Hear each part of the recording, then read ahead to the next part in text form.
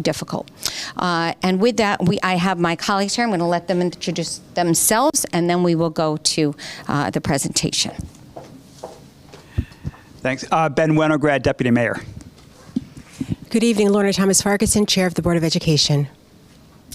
Good evening, Latoya Yagaloff, Secretary of the Board of Education. Ethan Goldman, just on the Board of Education. Not just. No, just. Okay. All right. So we have, you two can hold those. All right.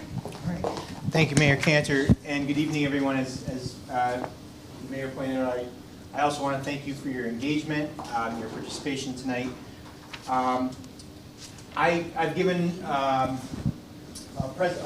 large-scale presentation with a lot more detail on those two board workshops that we've had thus far. So tonight, I'm really just for this, I'm going to hit some highlights, but through your questions, if there are specifics, I'll certainly dig in.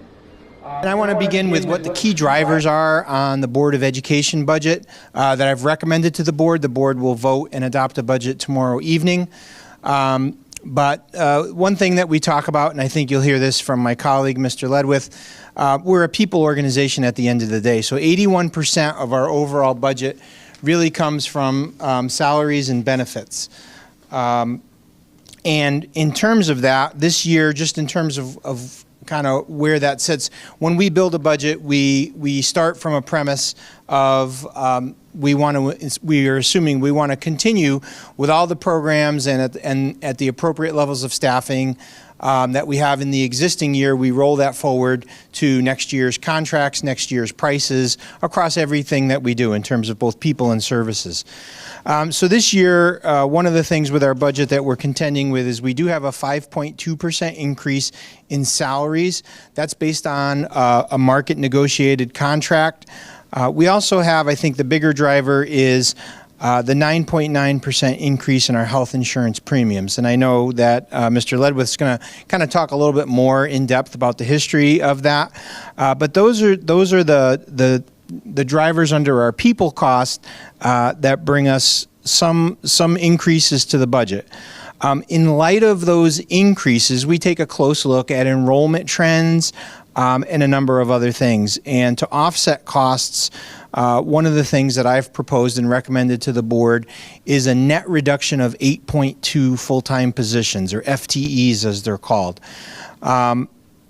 This comes after a year in the previous year with the sunsetting of the ESSER costs that will position us with a total of 40 positions fewer than where we were 2 years ago. And that was really the significant benefit that we had with the federal funding.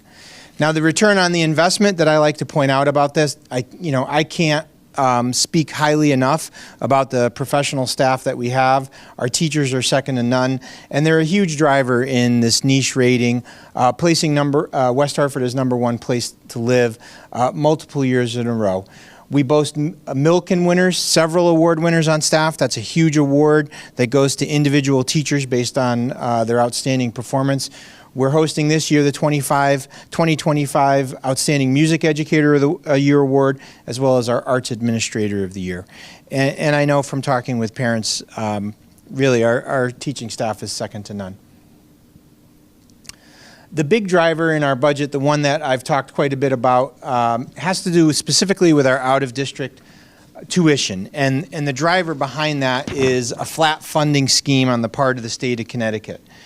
Out-of-district tuition happens when a student's specialized needs are something that exceeds what the district itself is able to provide in-house for the school. This can be a residential therapeutic placement. This can be a placement where there's greater medical needs for medically fragile children. It's nothing insignificant or anything that we do without careful consideration.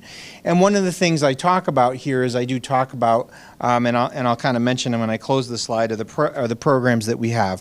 But in terms of the budget driver itself, this one line item, it's going up 39.6% overall. As I said, based on the fact that those costs are typically reimbursed from the state once you exceed a certain threshold, and the state has flat funded it for several years in a row.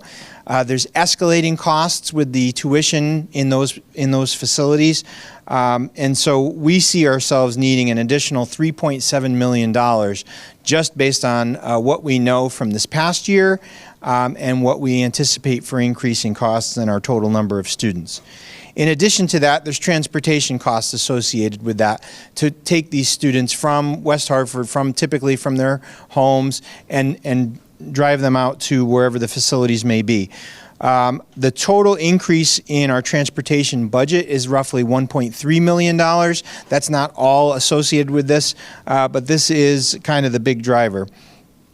So in the face of these increases, some of the things that we're looking to do is we first and foremost, I will credit our mayor, Sherry Cantor. I will credit our West Hartford delegation that did incredible work this year to get some emergency relief bills passed that provided, you probably saw a lot about that in the news, the additional $40 million that went out across the state. That was a lot of lobbying on our part, and for us, that equated to an additional $1.3 million that we were able to get this year. The governor has promised an additional $40 million 2 years out. However, right now, as the state is looking at its budget, there is nothing in place for next year, which is kind of driving where we are. So in light of this, we're exploring some ideas. We're exploring regional busing routes where maybe we have many other families perhaps in districts that are nearby, and if they're all going to some of the same out-of-district placement locations, perhaps we can partner and share some costs with the busing as opposed to kind of how we currently operate where each individual town is responsible for its own.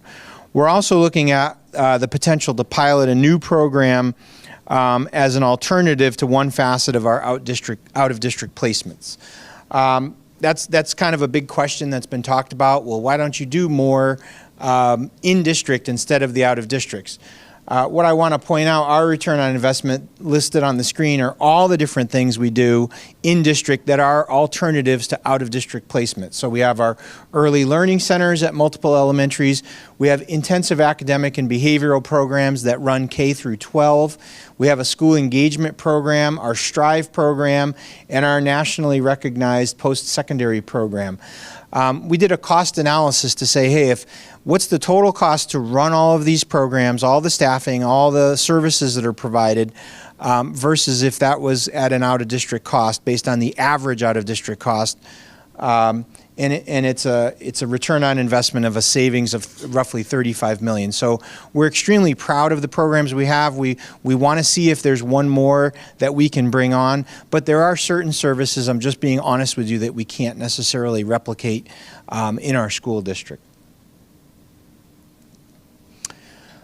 Finally, in terms of programming needs, when I kind of look out and I say, okay, what do we need to do relative to whether it be the addition of a program or just staffing needs in general across our programs, I would tell you that this current budget does have an increase of 4.5 positions specifically within special education. And that increase of 4.5 positions, that is part of the net overall reduction of 8.2.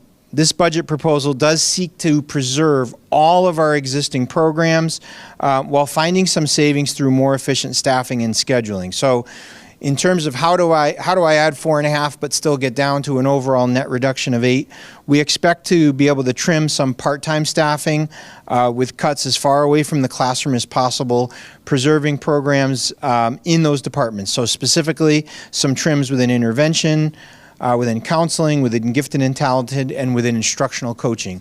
As well, of course, we look at the enrollments, and I think, I've gotten a significant number of emails and had a significant number of conversations in and around class size guidelines, and I anticipate that'll be a question, and I'll be happy to talk about it.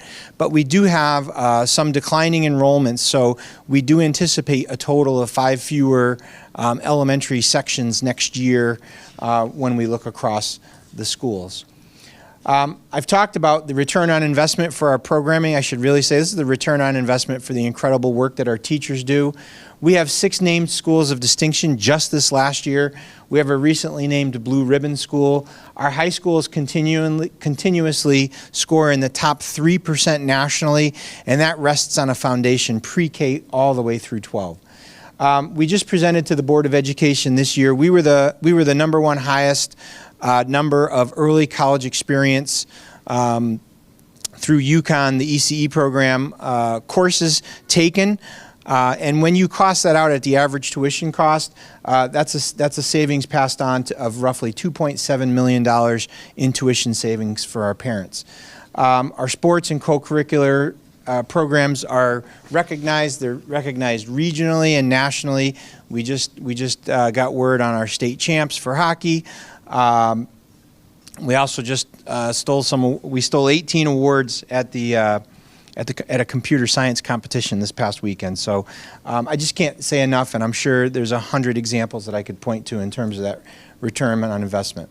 So kind of where all that lands, and as I mentioned at the beginning, we really begin by looking at the existing budget, which for this current year is just over $200 million. And we say, okay, if I'm going to roll that forward and continue all of the same programs, what would it cost at next year's prices? That drives a roughly $16 million increase. From that, I've looked at what can I cut back on and what kinds of savings can we have. I recommended to the Board of Education some cuts and changes while preserving all of the programs, equating to a savings of $1.56 million, landing us at a $215 million for total, which is a significant, increase relative to what we're typically used to of 7.2%. The biggest part of that increase, as I've kind of mentioned, really lands with some of that flat funding at the state level. So that's the point from which we've begun the process. We've had a lot of questions from our Board of Education, a lot of inquiries that we've tried to address both through these meetings and listening at our public hearings, and we'll bring that to fruition with the Board of Education vote before turning it over to the Town Council. With that, I'll give it to my colleague to go through the town's budget. Thank you, Paul, and good evening, everyone. Thanks for being here. This is our third community conversation. We had one this morning, and we had one a couple of weeks ago at the Bishop's Corner Senior Center. It was a brain trust of our mayor and the chair of our Board of Education. Normally what we do, and Paul described the public hearings that we have and the budget workshops that we have, but those are really more one way. So it's either the community talking to us, or during a workshop, we're gathering information, or the staff is providing information to our council and our Board of Education to digest our very large budget. So this is an opportunity for us to get into a back and forth with our residents, and that's very important to us through this process. We've been working on this budget for a while now. This isn't something that just started 4 or 5 weeks ago. Paul and I have had a number of conversations throughout the year. We've had conversations with the mayor and our board chair, and we knew this was going to be a difficult budget this year. And I'll get into some of the reasons why. Some of the reasons for our budget, the town budget increase, are very similar to what's happening on the board side. But normally what we like to see happen is an increase in our grand list growth, and that's very important for us to continue to provide the exceptional services to our community. We had good grand list growth this year. I'll talk about that a little bit, but we have a significant amount of grand list growth coming over the next couple of years, and when you see that number increase, that'll help us lower our mill rate over time, and that's, I know, important to our residents to be able to continue to deliver the services that we do at a more cost-effective way. So this year, similar to the school side, our salary increases and benefits are driving most of our costs. So we did settle with 6 bargaining units during the 24 calendar year, but those contracts went retroactive back to 2001. So our employees got a retroactive payment back to 2001, and we had to build a contingency to offset that wage increase, which factors a little bit into our salary increase this year. But they were wage increases that were essentially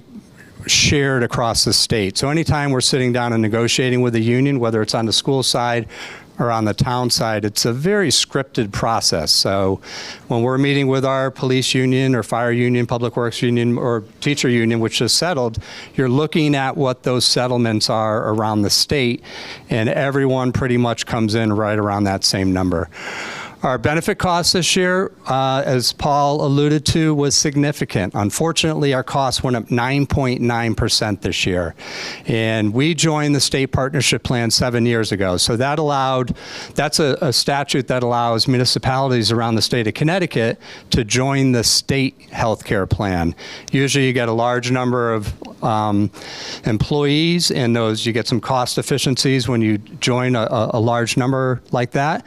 And we've been it has benefited us tremendously long term.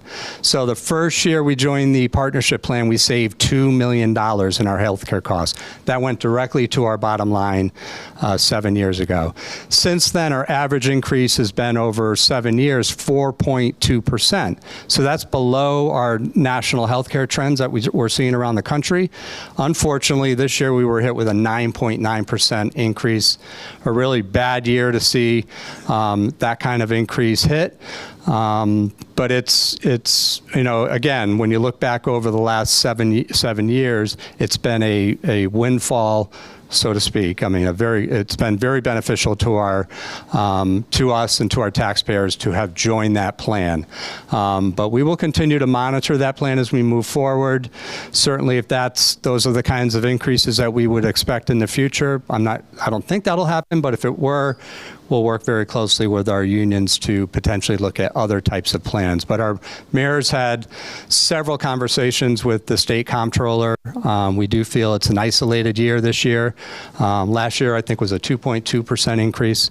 So, but again, those two factors are hitting us pretty significantly this year between the salary and the benefits. And, return on investment, as Paul was alluding to in his comments, and I'll echo those as well, like the niche best town to live in for 8 straight years. Those are the kinds of things that drive what we do. So those are so important to our town council, our Board of Education, striving to be the best place to live, to raise your family, to educate. Those are the kinds of things that are so important to us, and I know they're so important to our residents as well.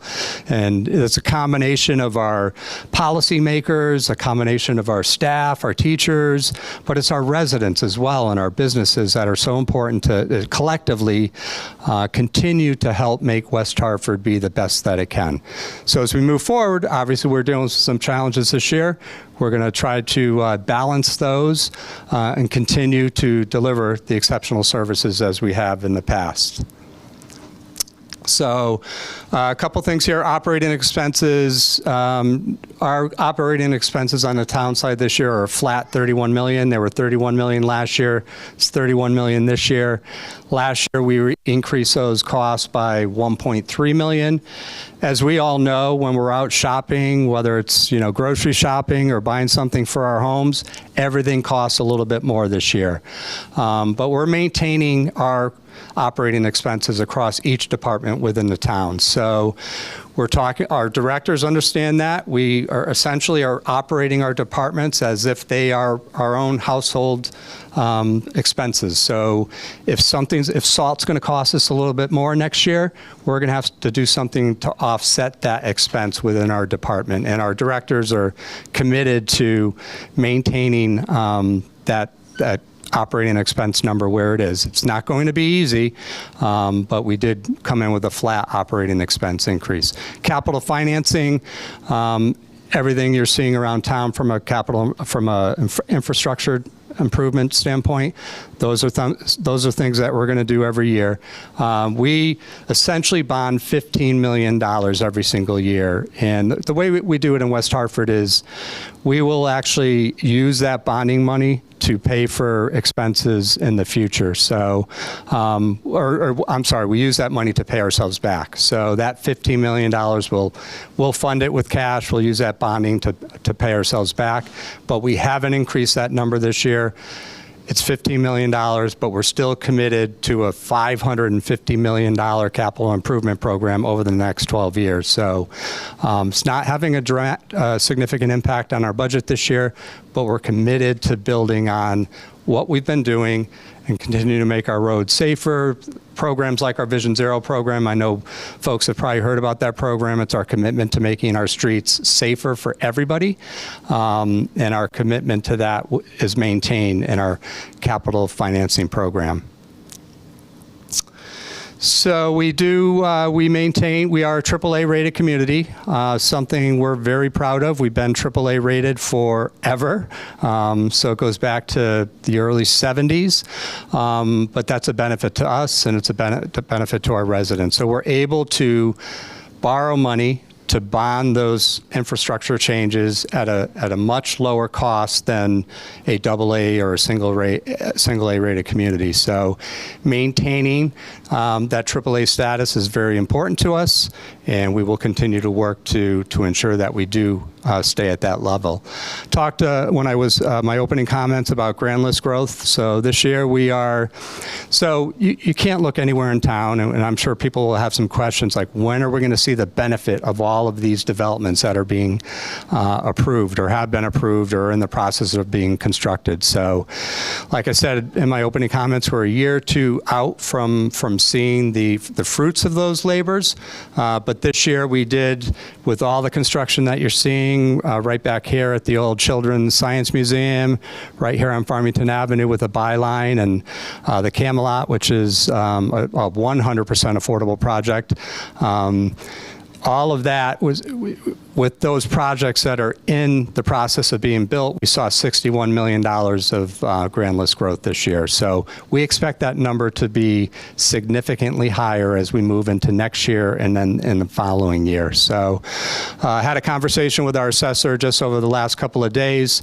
Our current grand list is at $7.2 billion. We're expecting that number with and we've all seen it, right? Anyone who owns a home, a personal home here or a business, you've seen what's happening with the value of your home. It's increasing across the community significantly. We're up on average about 35%. So 2 years from now, we will see that grand list grow from $7.2 billion to $10 billion. So, and I think that's a reflection of what we have here in West Hartford, that uniqueness, that specialness, that place that people want to be, and people want to invest in our community as well.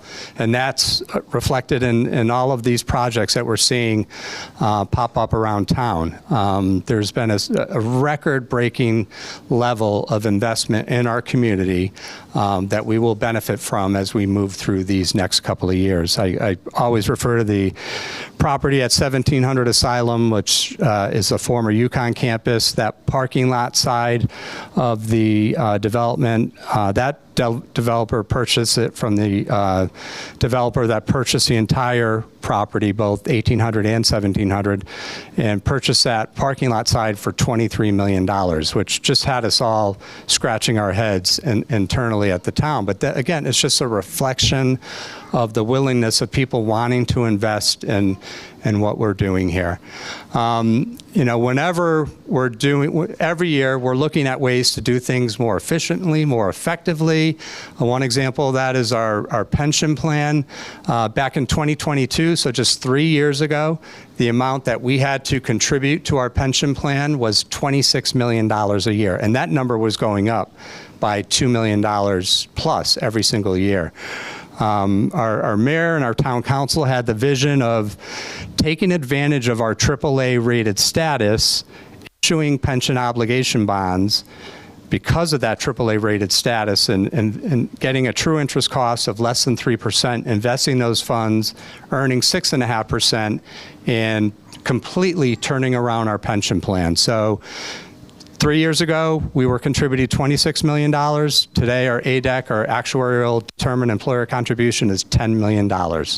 And we're nearly fully funded in the pension plan. So we do have to pay off those bonds, and we will do that over 22 years. But when we did set this plan up, not to get too far in the weeds, we also had the vision to set up a pension obligation bond reserve fund to use that fund to offset, mitigate any significant increases in our pension plan moving forward if the markets were to not go in the direction that they have been previously. So, and again, as I mentioned, 35% increase in residential home values over the last couple of years, indicating our strong economic health and ability to provide a high quality of life for our residents. So just overall in summary, 6.55% increase in expenditures, 5.73 on the town, 7.18 on education, 5.27 on capital. Our mill rate as of now, and this is something we're working on, so we still have a couple of more weeks that we'll be working very closely with our town council. As Paul said, the Board of Ed will adopt their budget tomorrow night. But we have some time to continue to work on getting our mill rate down from where it is right now at 45.21. Our motor vehicle mill rate, I do want to correct something, some misinformation that's out there. So our motor vehicle mill rate is fixed at 32.46. So every community around the state has a maximum mill rate of 32.46. They could have a lower mill rate than that. Our mill rate is not changing. So going into this year, the state had dictated to all 169 cities and towns a new method to value our motor vehicles. So they essentially changed the way we assess our vehicles.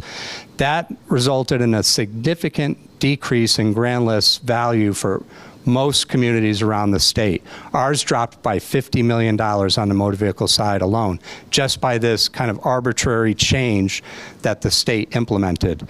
The state realized pretty quickly, after hearing from our council and delegation from around the state, that needs to change. So the state actually allowed municipalities the option to roll back that decrease in value. So, we clawed back that 50 million decrease in value, but we won't be paying more in motor vehicle taxes. So we collected 18 million in motor vehicle taxes this year. We'll collect $18 million next year. We won't collect $1 more in motor vehicle taxes. So it's kind of confusing, but I just wanted to correct some misinformation out there where folks may think they're going to see an increase in their motor vehicle taxes as well. So turn things back over to the mayor, and then we would love to hear from everyone here and answer any detailed questions that you may have. Thank you. Thank you. Thank you, Paul. So I hope that helps a little. I know it's very dry. But I do want to give you a full picture of why property taxes are what they are. And oftentimes people do say they are high. They are. And there's a reason. The state has designed it this way. And some towns have a different dynamic than we do. So the state contributes 10% to our overall budget. And the property taxes are 90% of the town's budget. Some other towns, like Hartford, get about 50% of their budget from state support. We get 10. And it's remained fairly stable for a while. It used to be more, actually. It went down a little bit, went up, whatever. Of that 90% of property taxes, 90% are residential property taxes. We have 10% in our town that are commercial taxes. A town like Farmington has a very different dynamic. They have a lot of state property with Yukon Medical. They also have a lot of corporate headquarters. We don't. We have some industry in the southeast quadrant of town. We have the mall, half the mall, or a little over half, and we have Blueback Square. We will be adding, we have approved an 1800. There will be some commercial there, but that's not in the overall scheme of that 7.2 billion. It's not much of. It's really residential. So again, different dynamic than some other communities. People do ask that. And what do we pay for? 60% of our budget is education. the majority on the town side, the other remaining 31%, and then we have financing, police, fire, public works. Those are the drivers. We have some smaller departments. We have a community development department. We have our social services department where the libraries fall under. They're very small compared to and if you eliminated if you shut the libraries and the senior centers, you would be reducing the budget by $3 million, something like that, right? I think it's about $3.4 million. So, I mean, it doesn't move the needle that much, and that would impact quality of life quite substantially. We rely very heavily on temporary employment for our parks and our summer, our golf courses and all that, and we do have fees that offset those. So really, I want you to just remember the real drivers: education, police, fire, public works. That's trash. That's, and that's probably half their budget is trash. Snow removal, all of that. So, and that's people, right? We would have to reduce people to make a substantial change to our budget in any way. We manage overtime very carefully in the police. We're pretty fully staffed for the most part. And we talk very frequently. There's a lot of activity in our police department. There's a lot of activity in our fire department too. There are paramedics too. Another change that we made, rather than our fighters responding only to fires, they became paramedics so they could respond and we ended a contract that we had for paramedics that was saved us hundreds of thousands of dollars.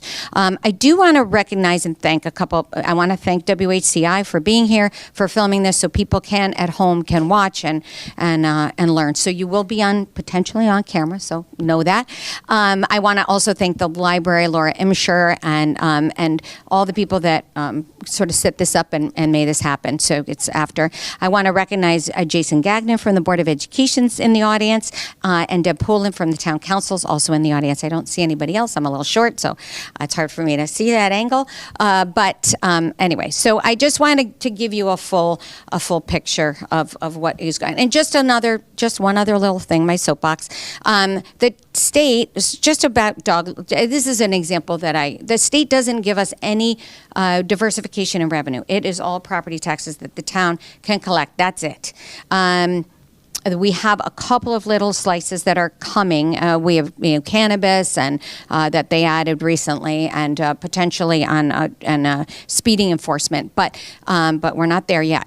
But I'll give you an example. Dog license. So a dog license costs $9. The town keeps one. The state gets $8.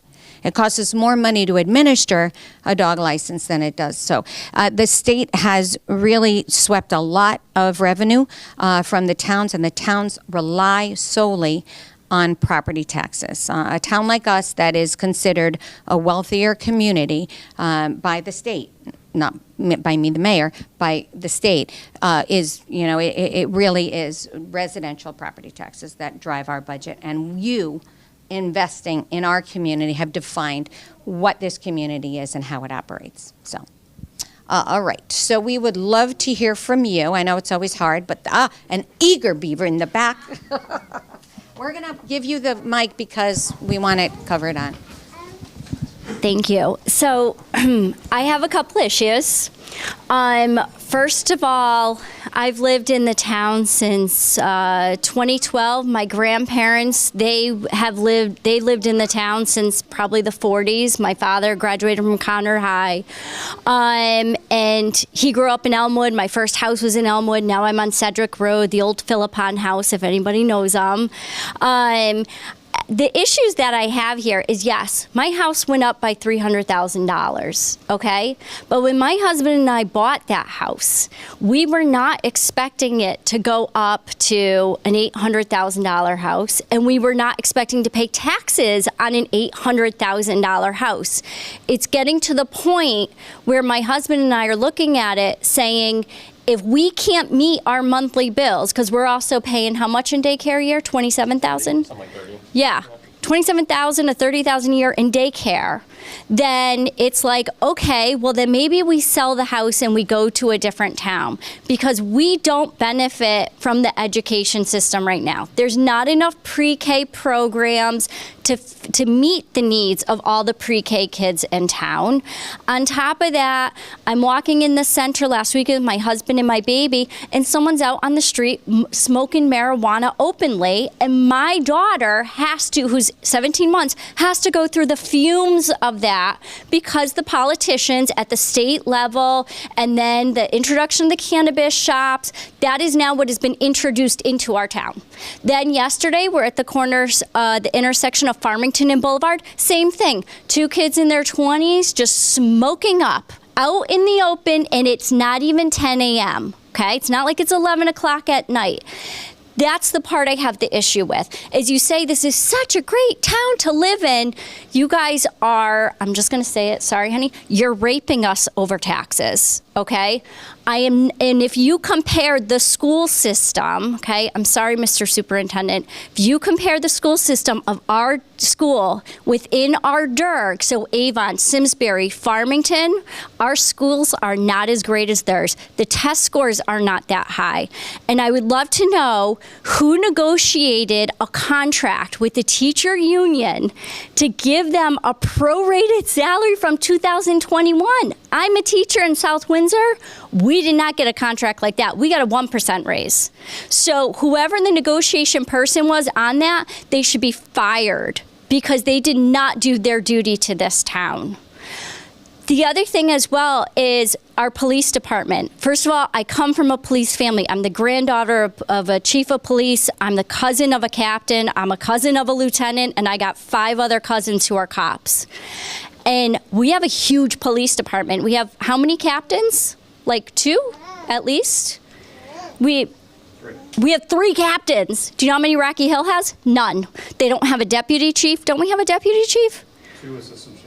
2 assistant chiefs, 3 captains. How many lieutenants? I mean, our police department workforce has not changed. Yeah, but that doesn't matter. We have a massive police department, okay? And I love the police, okay? I love the fact that if I call them, they are there. I love our firemen too. However, you guys are introducing all these apartment complexes, and yet you think there's going to be no added cost onto the police department, the fire department, which in our schools. How are you then going to alleviate that? You're going to say, well, we need to hire more police. We need to hire more fire. We need to hire more teachers. We need to build another school building, okay? It's just crazy. At a certain point, you got to say, I can't afford the Balenciaga bag, so I got to go to Kmart. Okay, I'm sorry, that's just how it is. Because at a certain point, people can't afford to live in the town because the taxes are so high. And I know it because we're going through that. My husband works at Cigna. I'm a teacher. We're highly educated. We have good jobs. And it's just a shame that my grandparents, who had no high school diploma, couldn't read or write. My father was a painting contractor, and yet they were able to live here wonderfully. And yet now, you know, we're making over 6 figures. We can't afford to live here. So it's just gotten a little crazy. And please stop saying our school system is the best school system, okay? We are below Farmington, Simsbury, and Avon, okay? I'm going to just disagree with you on that, so I'm sorry. I respect everything that you're saying, but Farmington, Avon, Simsbury, you know, when you break it out, they do not have anywhere close to the diversity we have. So if you want to look in the aggregate, you can say that. But if you look at the performance of our students across the different groups and you compare them likewise to those different groups, West Hartford is doing extremely well. And we continue because we know that families are choosing between West Hartford, Avon, Farmington, Simsbury. We don't shy from those comparisons, but you know, I'm not going to stop saying how excellent the schools are. I'm really not. I've looked at the test scores. They say differently. Okay, yes, we have a ton of AP classes, but the average is like a 3. It's not like a 5. Hall has better SAT scores than we do, than Connor District. We've more than doubled the number of students who have access to AP maintaining the same average test score. We have opened our doors. We've become a national model for that. Right, but they need at least a 4 on the test in order to get college credit. So you're Not- feeding not kids everywhere. into the system. They're not getting a 4 and they're not getting college credit. And I say that because I'm an ECE teacher and I was a former AP teacher. I know exactly what it is. So when my daughter, we're actually getting to the point where if the schools continue the way they are, then we're going to have to go talk about private schools. And then it's like, well, what's the point? What's the point? You know, I might as well just move to Bloomfield or Hartford and then pay the money to go there. Yeah. So No, I hear you, but I was an AP teacher and an ECE teacher also, and you know, it's not every school that requires a 4. It's not every program. And I've had so many students who have come back, students who have earned a 2, and said that what they gained from the experience was more than the test score, was more than the placement.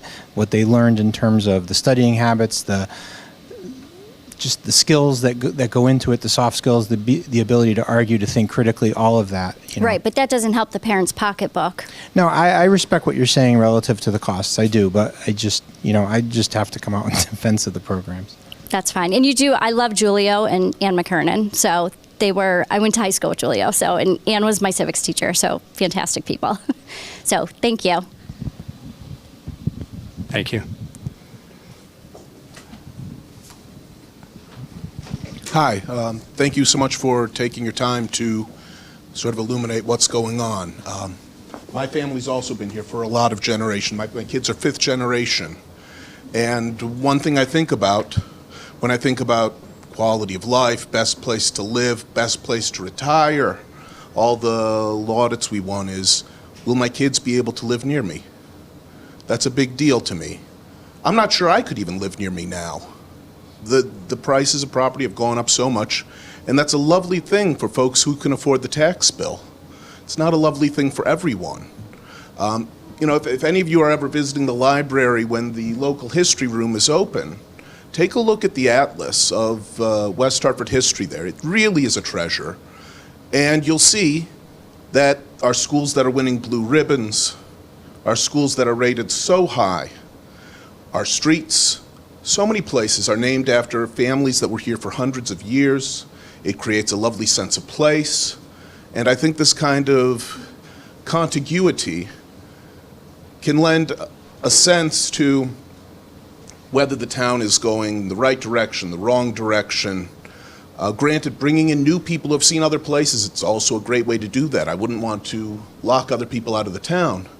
But when we're talking about the schools being good, well, our enrollment numbers are going down. A lot of that is because young families can't afford to live here. And look, I've got a gray beard. I wouldn't mind if our town became a retirement community. I'd fit in. My kids, maybe not so much. But where people are moving, and one of the few districts in the state that's increasing in size, South Windsor. People can afford to live there. I think there's something to be said for that. And look, West Hartford has for a long time been a one-party town.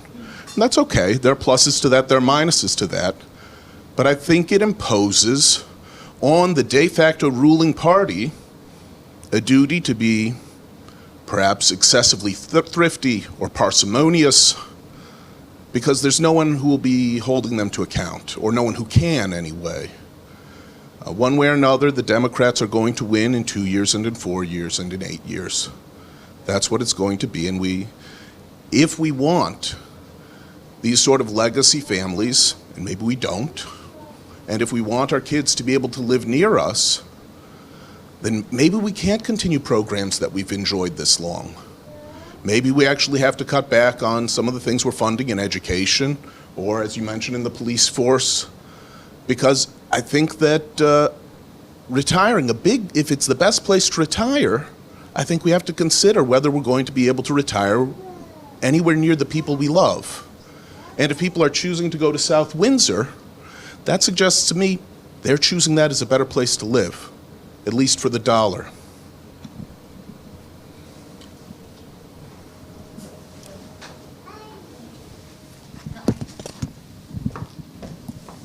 I appreciate, believe me, I appreciate it. My mother is fixed income, I now am on a fixed income recently. My son recently moved here and is in a similar, very challenging position.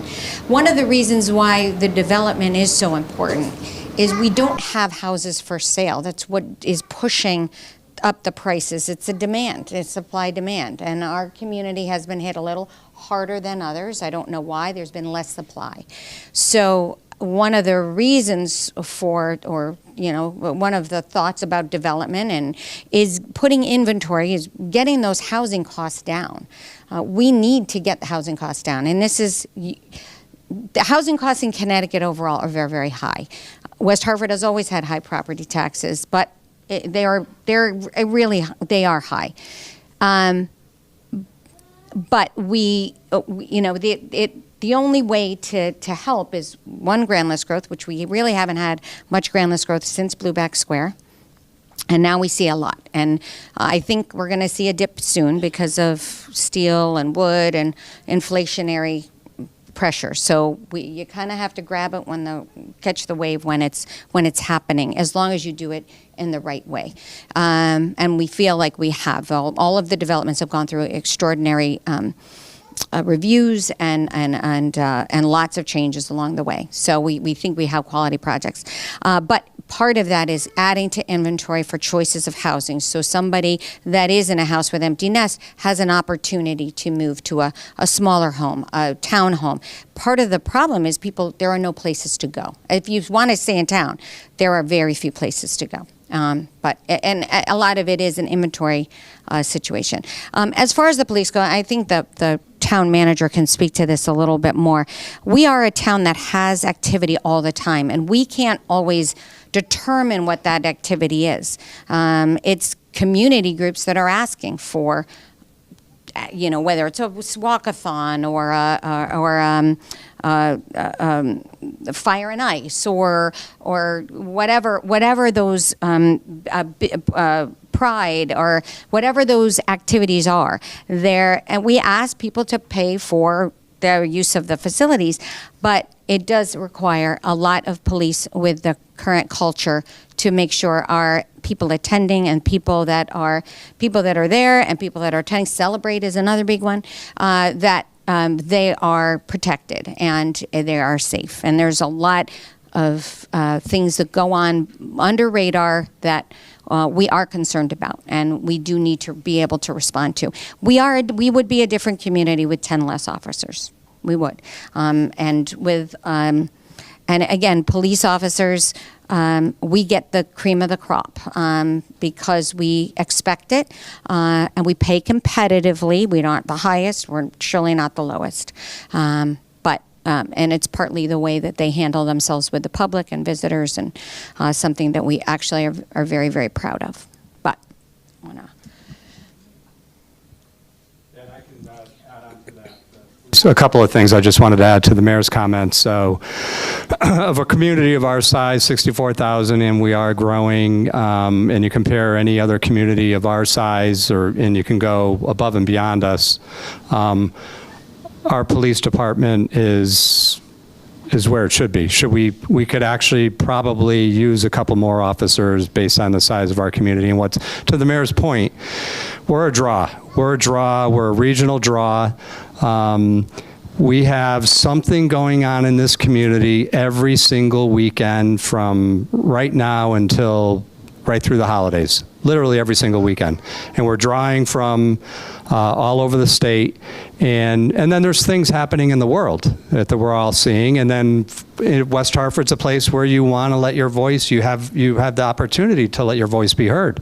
And we had a rally here this past weekend. We had one last weekend.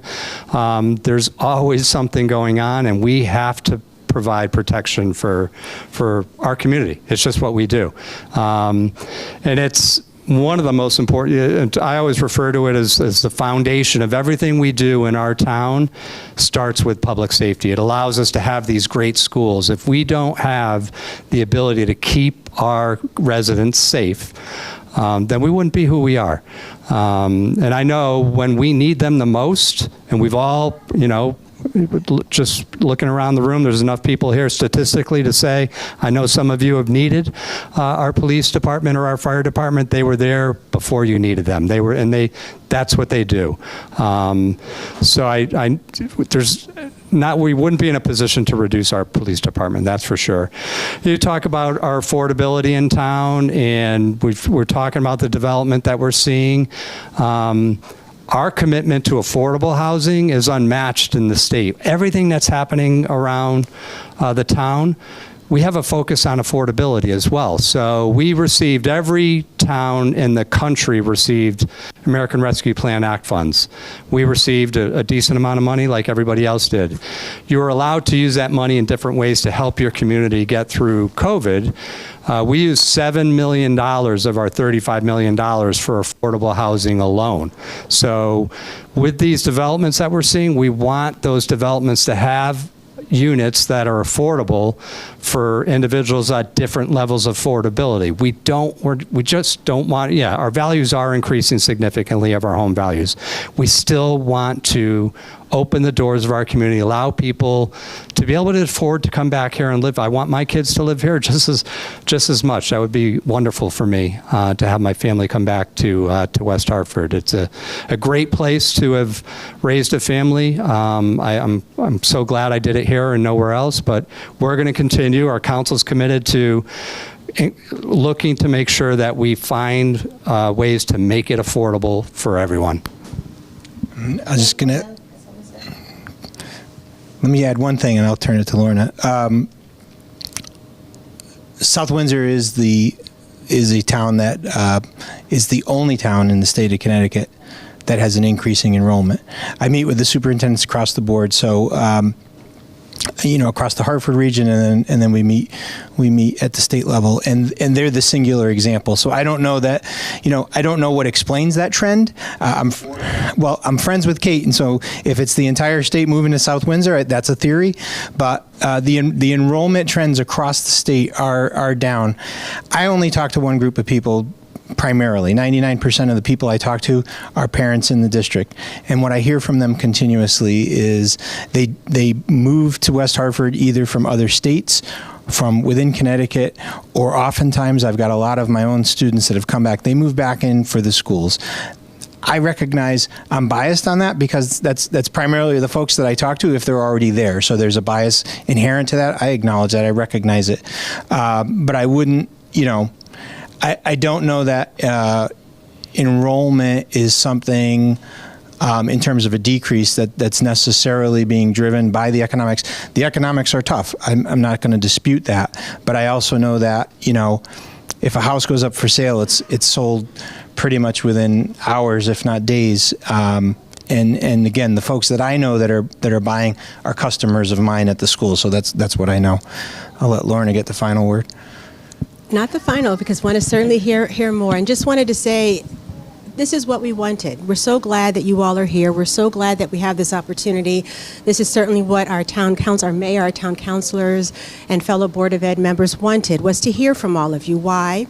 As was shared, in terms of the budget overall, 60% of it is made up of the Board of Education in terms of what supports our students. That means the majority of the town budget is to support the students in the district. However, we represent a minority of constituents in the town. We just make up about 30% of residents in the town. So there's an inverse relationship right there. We make up the minority in the town, but we take up the majority of the budget. And so for that reason, that's why we collectively knew it was so important to have this open conversation, because all hands are involved, all hands are on deck. We certainly can't just speak in a silo of what supports the district without all investors and stakeholders being a part of that. And all of you are stakeholders. All of you are stakeholders. So I appreciate your passion, ma'am. I appreciate and I respect it. I do. And I appreciate yours as well, too. Because we didn't come here just to hear nicey, fluffy. We wanted to hear real conversation. So thank you for reminding us of the real conversation. And in doing so, we'll continue to speak and advocate for the purpose of why we serve and why we are charged to do what we are charged to do. And we are so pleased with our district and respect that there are different views in terms of the school system. We are so proud that our school system represents over 70 different languages spoken in the district. We are so proud that within our school district, we have about 18% of students that receive special education services, and we say that with pride. We say that with pride because regardless of the additional supports they may need, they are still our students, and we still are committed to investing in them as they deserve. We recognize, too, we have many students, pardon me for getting offhand the percentage, that are economically challenged. They are still our students. We know that those students that receive free and reduced food, we need to support and invest in them because the challenges they face outside of school trickle into the classroom, and they are our students. All of those pieces contribute to the resources we must put in place to support our budget. Now, I say that not to say that's going to put a smile on everyone's face and you're going to say, oh, hurrah, hurrah. No, because again, we're talking numbers. But at the end of the day, we must never forget, and I know you all believe this, these numbers relate to people. These numbers relate to human beings. These numbers relate to children. Even those beautiful children that keep saying, uh-oh, back there, they're children that are going to grow up to become adults and hopefully will be adults in our community. But right now, I'm just speaking in my lane within the Board of Ed, we are committed to investing in those little children, wanting to support them growing up to become healthy adults. So we want to continue to receive your questions and your concerns. That's why we're here. That is certainly why we're here. So thank you for being open and candid with your sharing. So just to make a point, I have a daughter who moved to the town in the last year, and she was pretty surprised when I mentioned what the rate was going to be. So I understand your concern, because she had the same. Good evening. My name is Paola Vera Licona. I am resident here in West Hartford. I have two children at Brayburn Elementary School. I was here already last week to speak about our particular concern. And so first, I want to emphasize, again, I truly appreciate this opportunity because indeed it's not the same to just speak and tell you what are our concerns, but to actually hopefully concretely hear potential solutions to address these concerns.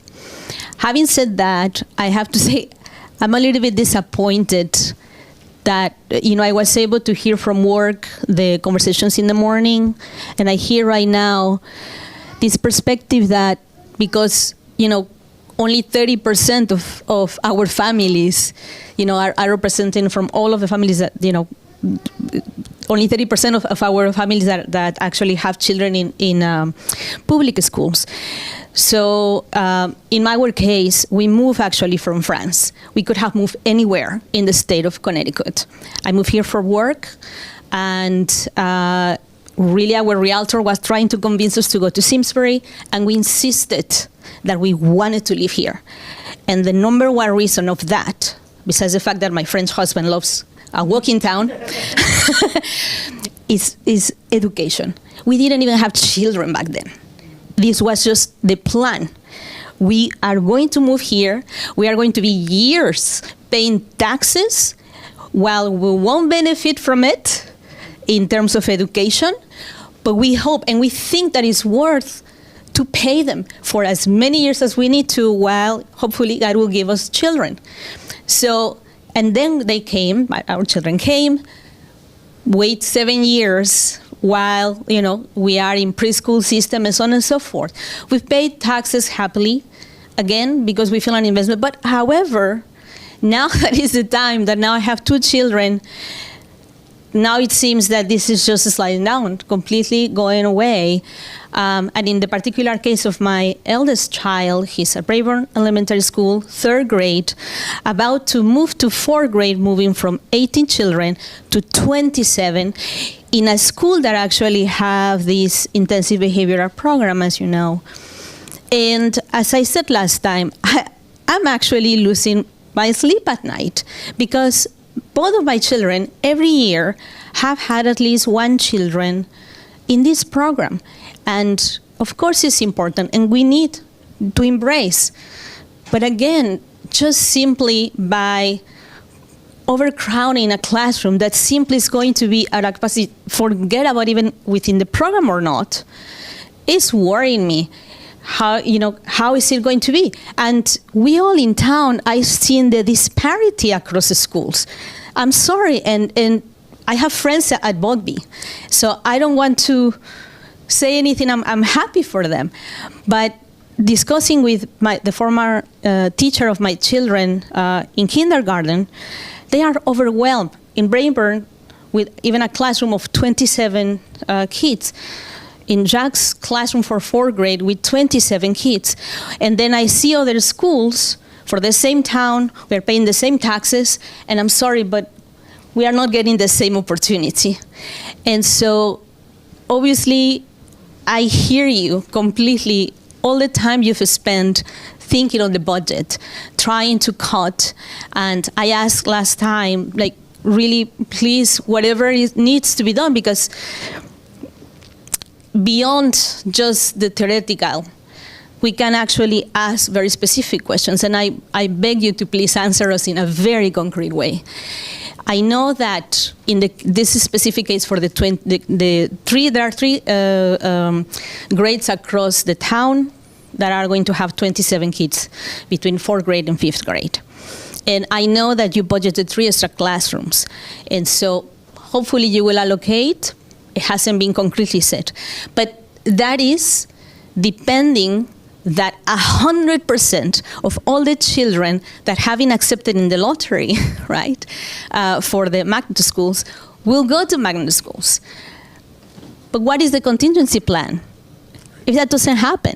And again, for my child with 27 in an IB program, what is a concrete contingency plan so that this just doesn't happen? And as much as of course the purpose hasn't been to increase the class sizes just out of being mean to us, but the concrete result is that my children is going to have 26 classmates, and he's not going to receive the same education opportunity as other schools that in the same town with the same taxes. So I beg you to please be very concrete. I will do my very best to answer that. I've answered that question a couple of times already. So follow up if you don't get the answer, if you don't get the information that you're seeking. So first and foremost, what's being referenced for folks who may not be aware, on the data supplement, we produce something that looks like this, which is a projected enrollment that breaks it down by neighborhood school.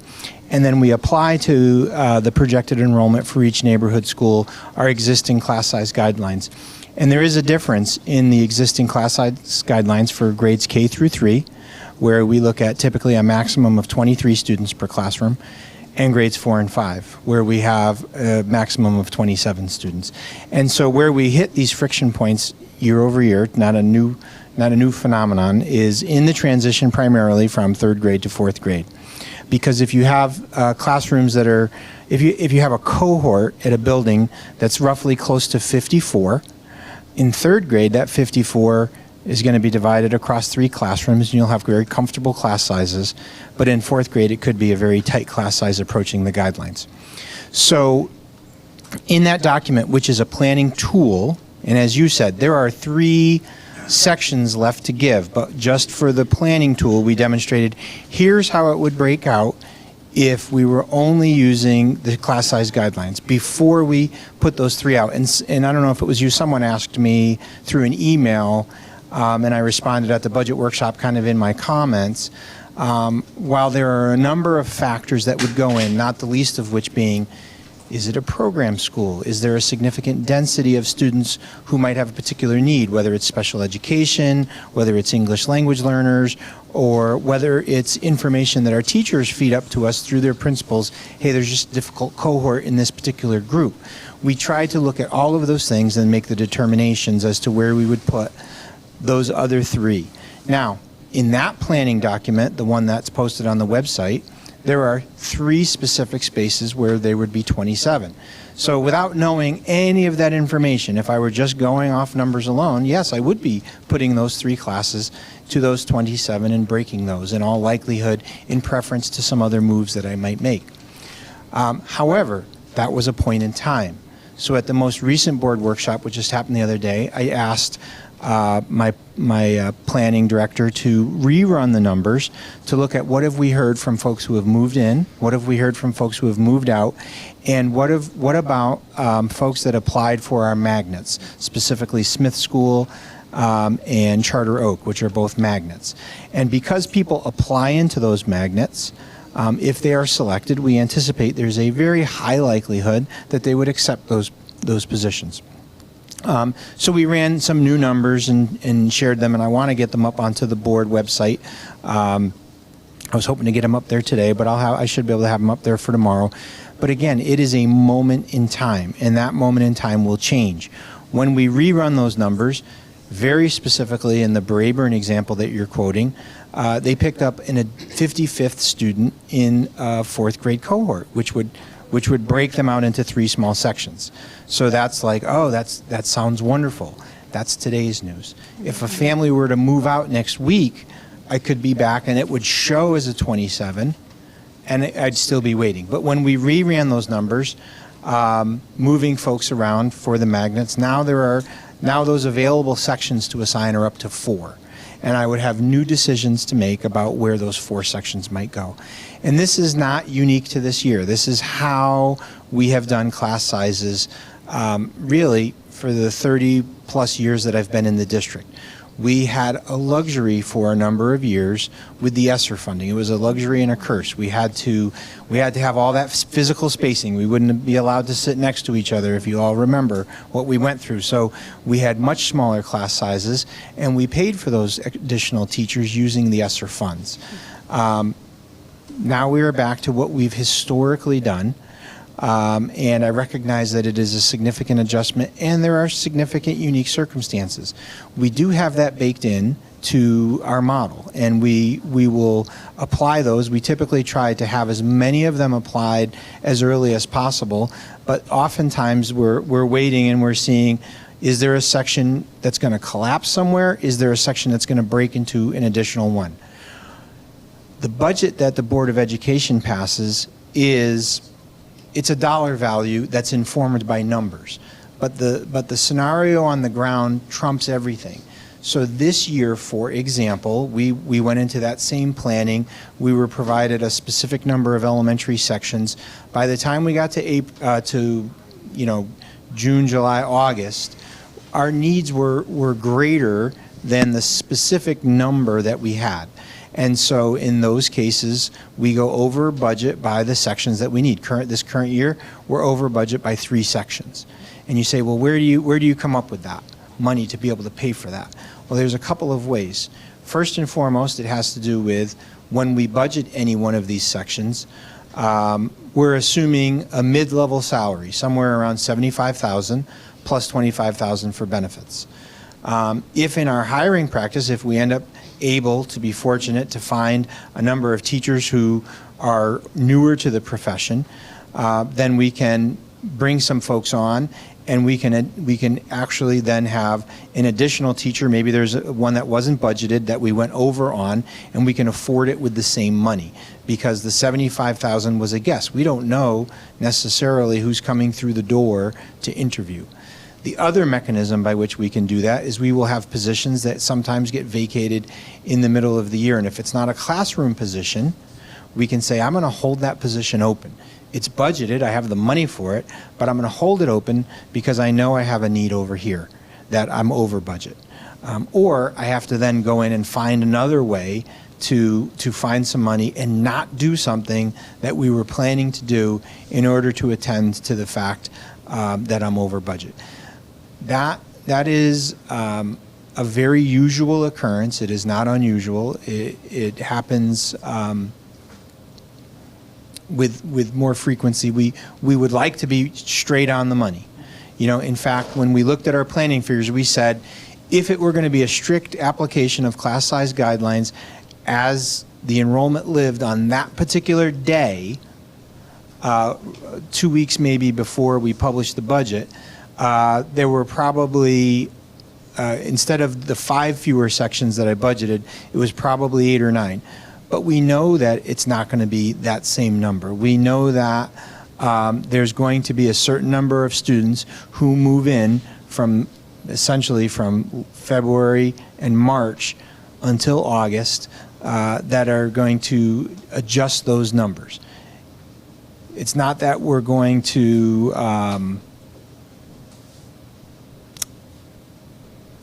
so we went with 5. It's not that we're going to create sections where we don't need them.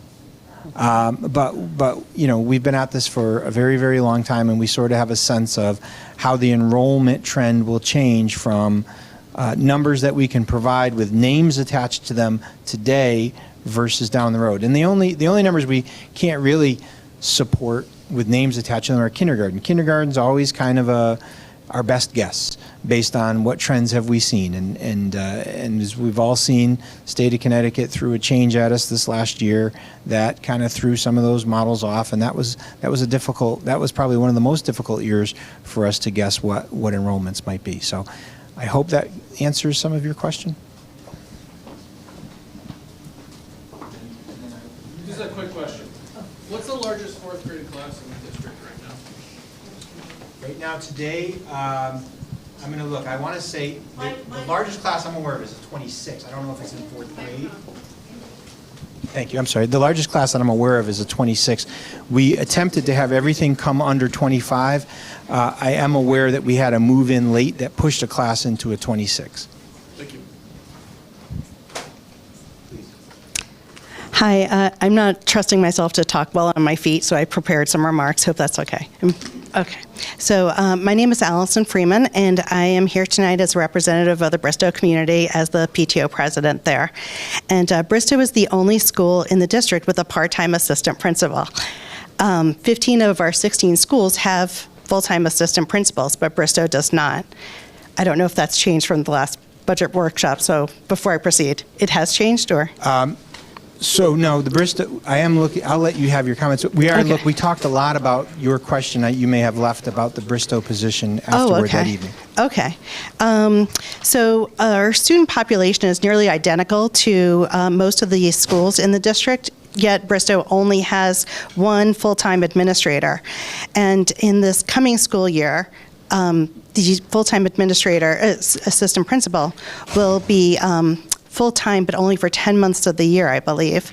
And that leaves only one full-time administrator in the building at all times right now.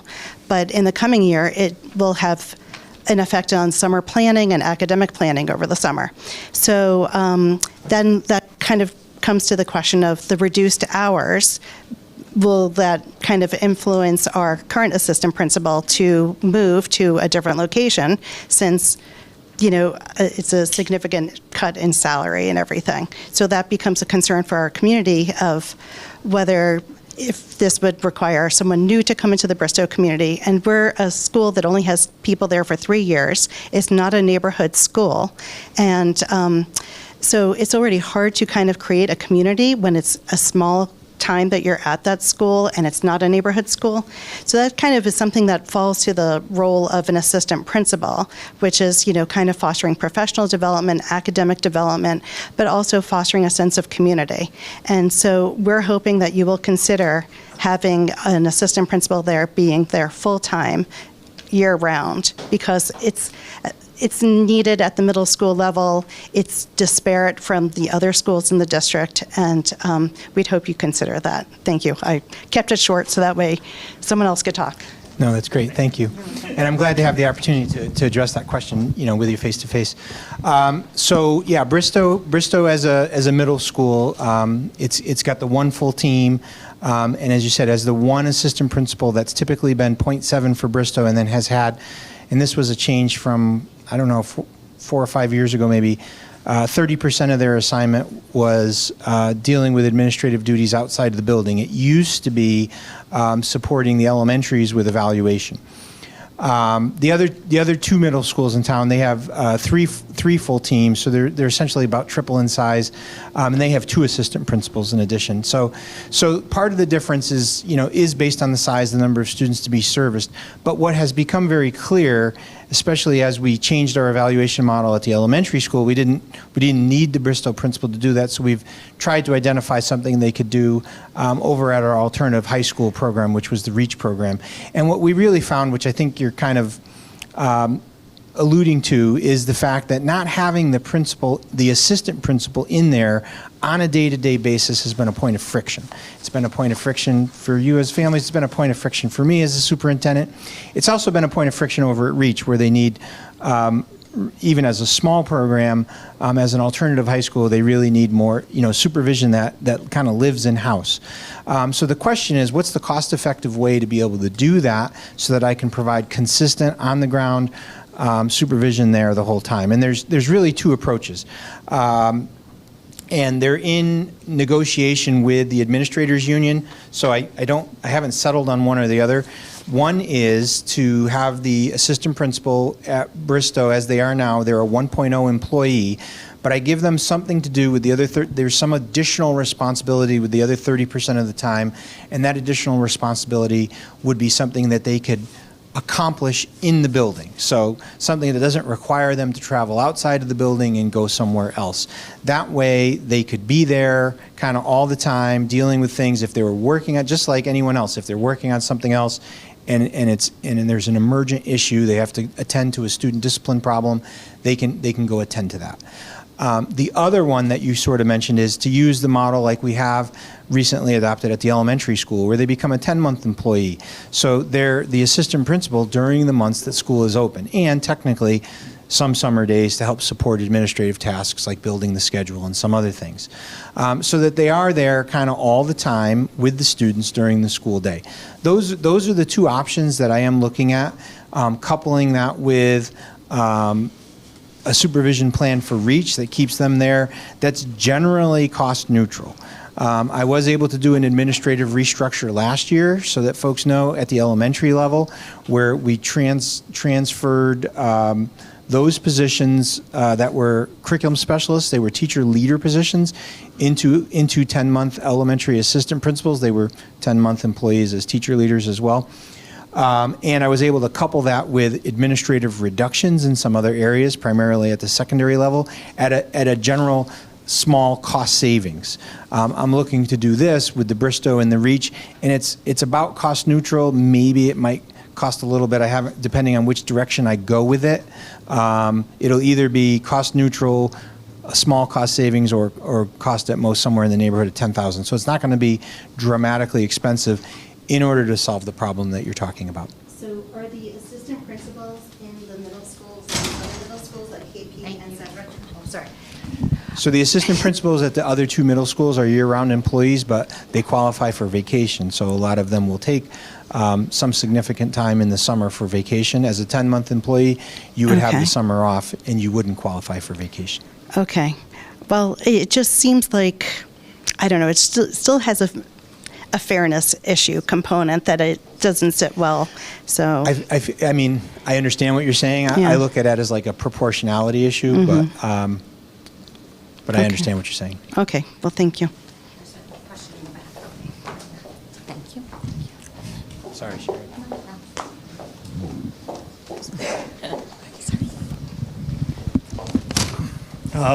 Sorry, I had to write this down. First of all, I just want to thank you all for being here and for presenting to us. I want to thank my peers and fellow colleagues who spoke before me and so eloquently. We understand that these are difficult choices and very deep challenges for everyone, especially affordability. But part of at least what helps my family and so many other families I know, at least mentally, face those challenges is the return on investment that you spoke about so often in the slides that I agree with. It's a wonderful town, and we love it here. And so I think part of what makes this a bit challenging and, I think difficult for a lot of people with young families like myself in this position is that we feel that return on investment is being jeopardized. For myself, for my neighbors, for so many in my community, one of the number one reasons we moved here is because of the public schools. And, I'm not going to say that you don't invest in it. 60% of the budget goes into it. Thank you for explaining that. But on the other side of that, as you also explained, 90% of that, of the overall town budget is funded by property taxes. And, we buy the family-sized homes and we pay those family-sized home prices and we pay to maintain those and, to entertain and our families. And so we're also funding a lot of small businesses in town, and we feel, there were in many ways, yes, even though we're only, I think you said 30% of the population, we feel that, probably a pretty significant percentage of that 90% that funds the town. I mean, I stand to be corrected. I'm here to learn just like everyone else here. And so again, like putting that in, that effort and that work and that sacrifice in, and then to feel that we're not seeing that come through for our kids in terms of the school. So I guess the first question I have, and I only have 3, is do you honestly feel that, as we have to face, let's be realistic about affordability concerns and other issues, whether it be healthcare changes or unforeseen events, that you can maintain that commitment to these public schools? I think you mentioned 8 cuts that are going to be coming this year. Could you tell us what those cuts are, to which positions those will be? And I think really the last issue is, and I thank the woman for mentioning, that we're all in this together, and I think it's important to be solution-oriented. How can we help you get more money from the state? Do we need to talk to our state reps, our state senators? How can we help fund capital finances? I mean, I don't know if the budgets the bonds, are they available for us? I'd love to purchase a West Hartford bond and invest in that, and also write that off my state taxes and feel like I'm investing in the town at the same time, right? Two birds with one stone. So I just, it's one thing to feel that the reason you move here is under attack. Part of what makes this town so great is in jeopardy. It's another thing to also feel that there's not much you can do about it, and so if you could speak to that concern, I'd really appreciate it. Thank you. So I'm just going to start and just say that West Hartford, we are investing a lot in the schools, and I don't think it's this is an exercise. We're playing out to all of you, I think, a little bit of what has gone on behind the scenes in previous years. We always are frugal, and it might not seem that way, but honestly we are, with your dollars, our dollars. And we want them spent in the best way, invested in the best way possible for the best outcome. And so I don't think it's a matter of cutting or running away or not investing in the schools. I think there is some years, more vocal than others on something that impacts a particular, but maybe a reduction in a section. When I remember when my son was in kindergarten, there were, I think in his grade, there were 6 sets of twins, and they were going, it was for 3rd grade to 4th grade, and they were going to 3 sections to 2, I think, or 4 to 3, I can't remember, at Morley, and there were parents were so upset, and the line to speak at the Board of Education meeting was out the door, and it was I think there was TAs that were assigned to each class. That was ultimately how they, and I think ultimately they went to like a half class, 2.5 classes. I don't know, but whatever. Everybody was okay in the long run, but and my son is dyslexic and had trouble reading, and I was very concerned, but. The bottom line is we are invested, and we're here because we want to talk about how to best invest your dollars. And that commitment has been there year after year after year. It's not at risk, but I will say that we want to make sure we're doing the best we can, because we don't want people to have to leave their homes because they can't pay their taxes. We do have to do a better job with the state, and I think it's an overall structure of property taxes. I think West Hartford has been shortchanged, honestly. With all that we do, I think we've been penalized for our success. We are not an alliance school. Many communities that actually look somewhat like us, like Norwalk or something, are alliance schools and get much more assistance with state funding, but because we've been so successful, our test scores, our, I don't know what other they judge by alliance school districts, but maybe AP, and there's a number of things that they judge alliance schools on, and they do get more money. So I will say, you know, it's a tender line. We don't want to be a school district that isn't performing as strongly as we have and will continue to do. So we are investing. It's close to, I mean, this proposed budget, and there might be some changes, but I think it's $17 million, $15 million. At the end of the cuts, 14 and change. 14, okay, 14. And on the town side, 7. Again, some driven by the increase in the state partnership plan, unfortunately. But I do want to just make a commitment that we have invested, and I've been on the council a long time, and we have continued to invest in our schools year after year after year, as frugally and as efficiently and as responsibly as we can for each year and for the future. And we know that if a student falls back one year, they're not going to make it up the next year. But I do think the needs have accelerated post-COVID. I think that's a reality. That was a good pivot right there. He has, if I may, high level, and then Superintendent Vaicinas will go into more granular details to your question. I think your third question segues into helping to answer the first question. So in terms of the budget and the challenges, we cannot underscore enough how much we are in need of support from the state. And we are so appreciative of our state delegation that has advocated on our behalf. But just to give some context, over the years, we have unfortunately continued to receive less than what we would hope for. Now, ideally, in terms of educational cost reimbursement, ideally we would get 100% back. Ideally. Okay, we know that that's not practical all the time. So hopefully 80%, 85% rather, is kind of what the unspoken number has been. We haven't even received that amount.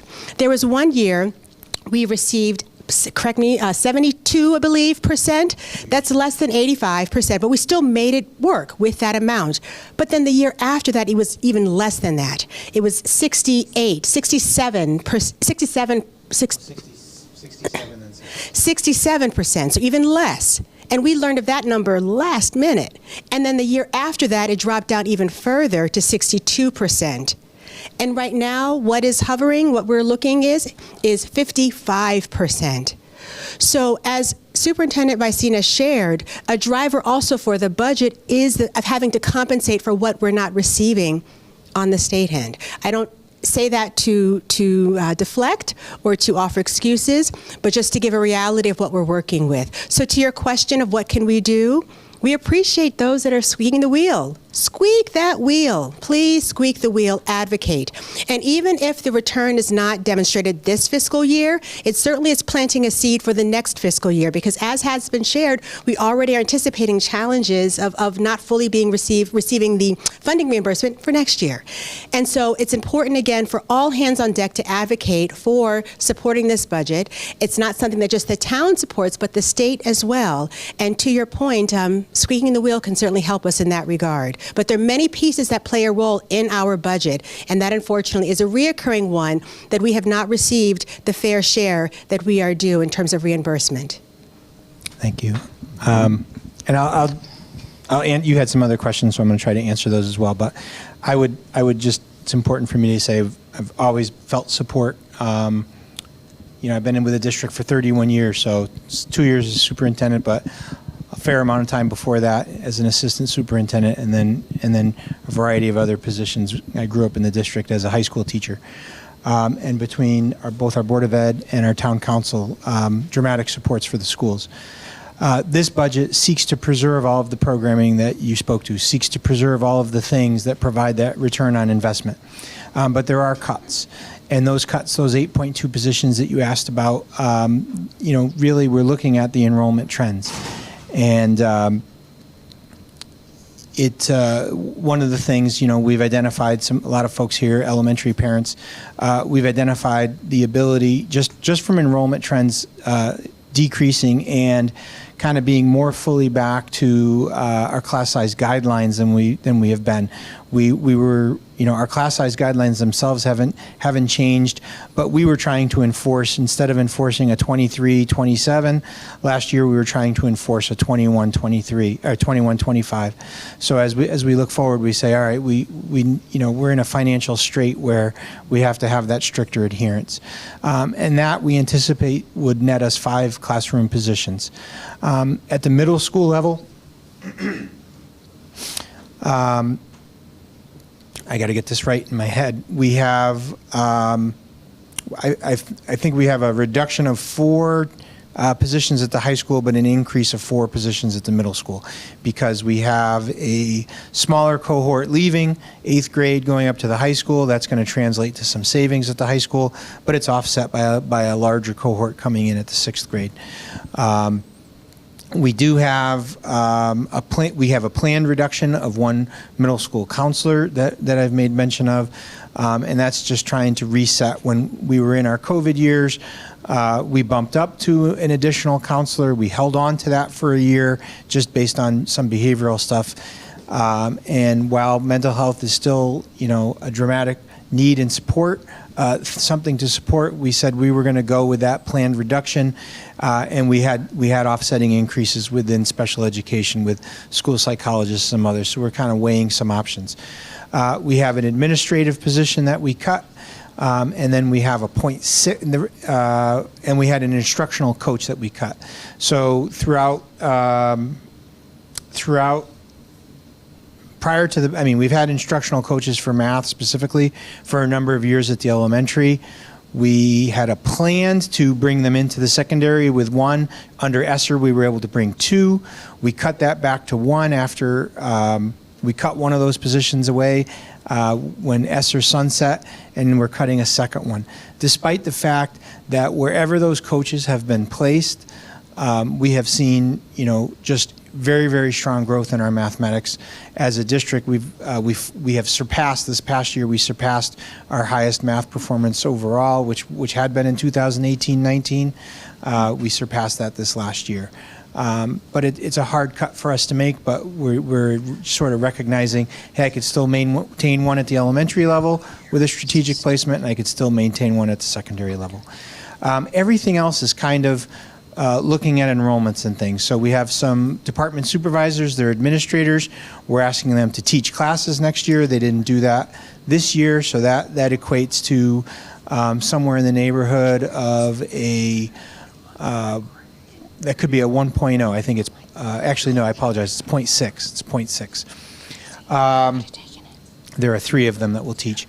We have, with the 5 fewer elementary sections, that's just a little bit of a fraction less of art, music, PE, world language that's needed at the elementary level. So those little fractional pieces and some other fractional pieces with some decreases here or there at a high school, some trimming. That's where it kind of all adds up into the 8.2, if that helps, naming as many as I can remember off the top of my head. The last thing I wanted to say, because I've been replaying a comment that came over from this side of the room earlier about the teacher settlement going back to 2021, I think that was confounding with what Rick was saying about police and fire. The teacher contract is year to year. They did not get a back settlement. So I apologize for not picking up on that in the moment. I just wanted to correct that for the record. I don't think they were police and fire either. It was. I apologize, not police it was and fire. a smaller Now I'm district. confounding it. Whoever it was that Rick was referring to. It was not the teachers. Or police or fire. Or police or fire. My apologies. I do want to say about what you can do, just to build on what Lorna has said. It's really important that you all understand how much of a burden the taxes, property taxes, have become. And I actually wanted to go back and do an exercise of like when my, 50 years ago, what percentage of the value of the home, I still want to do that, I just haven't had the time. But to see snapshots in time of where, I did 10 years a few years ago, and it was pretty solid. And we've been around the CPI, Consumer Price Index, inflation rate over the last 10 years. This is not this year, but we need to change the dynamic in the state of Connecticut. We need to, and I know I know there's been a lot of feedback to the governor about this, and there's a big surplus in the state, and I've said it's easy to have a surplus when you're not paying your bills, right? When we're being funded at 55%, 58%, 60%, and we are not alone. Not every town is in the same position as us, but we're not alone. I know there's been a task force that reported to the state on education cost sharing grants and how those are calculated and changing the formula. But fine, change the formula, but then you have to fund it. So I think knowing that and hearing your voices saying you need to fund education. We are one of the lowest funded per student education from their states and Connecticut. And we're 100 out of 169 towns in per pupil spending. 100 out of 169. A lot are smaller school districts, so they don't have the economies of scale that we have, and that's sort of, a lot have declined, and they have the structure and, the schools and whatever. So there's a lot to glean from all of it. But the fact that, there's a lot of towns that are spending a lot of money on their schools, and the state has not stepped in to help. Now, again, many, I would think the top funding are Fairfield County funded, but did we answer all your questions? I think so. Thank you very much. Okay. And more. Other questions, comments? Yes. Hi, my name's Kevin Simpson. I'm a graduate of West Hartford Public Schools. My time at Conard overlapped with Mr. Vicenius. I believe my sister might have had you as a teacher. So my family has lived here for a very long time. My wife and I chose to live in West Hartford, not because of one of the reasons was the schools. It was exclusively the school. My wife is a graduate of Conard as well, so we believe deeply in sort of the mission. When we live in the Webster Hill district, my daughter is entering the 4th grade, and when we talk about the class size of 26, that's Webster Hill. And the reality of the situation is that when you have a district like West Hartford that bangs the equity drum a lot, as we should, right? We moved to Webster Hill. We chose the Webster Hill district because of the diversity that is there. I am a teacher in another district. I believe in the idea that diversity in education is important. And when we talk about what you said earlier in comparison to Avon, Simsbury, Farmington, the diversity there is not even remotely the same. So when we look at Webster Hill, we see a very diverse community, a community that my wife and I have embraced and that we love deeply. The reality of the situation is that you have a class of 26 at Webster Hill and you have classes of 18 in other schools, and we're going to talk about equity.